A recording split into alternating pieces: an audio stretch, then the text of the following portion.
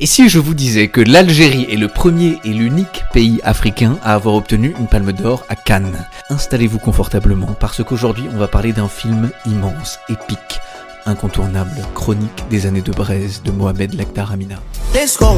On est en 1975 et sur la croisette, personne ne s'attend à ce qu'un film venu d'Afrique réinvente la fresque historique et vienne bousculer l'ordre établi, parce qu'à cette époque, Cannes célèbre surtout le cinéma européen, le cinéma américain, le cinéma asiatique parfois à la rigueur, mais africain jamais. Et soudain, arrive un film, un bloc de feu, un poème en colère, un récit de résistance porté à l'échelle du mythe. Son nom, Chronique des années de braise. Son auteur, Mohamed Lakhdar Amina, un ancien maquisard, un militant, un homme qui a vécu la lutte d'indépendance et qui décide d'en faire un récit.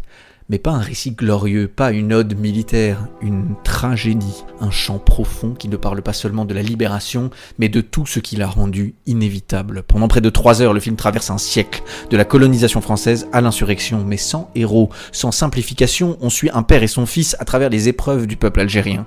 La spoliation des terres, la misère, la dignité piétinée, la révolte. Et à chaque étape, le feu couve, le brasier monte jusqu'à ce que tout bascule.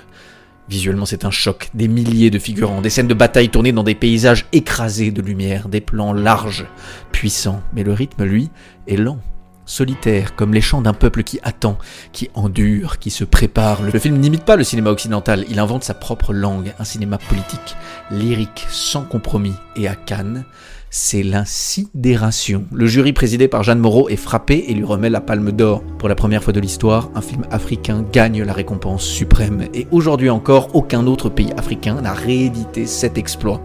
Mais Chronique des années de braise, ce n'est pas juste une victoire symbolique, c'est un geste de cinéma. Un geste d'ampleur, de mémoire, de transmission. Un film qui rappelle que les peuples colonisés ne sont pas des figurants de l'histoire, mais qu'ils peuvent eux aussi la raconter et la mettre en scène avec force, avec rage, avec grandeur. Alors quand vous entendez aujourd'hui parler de cinéma africain émergent, souvenez-vous qu'en 1975, un film de braise est monté sur la scène de Cannes. Un film immense qui est entré dans la légende.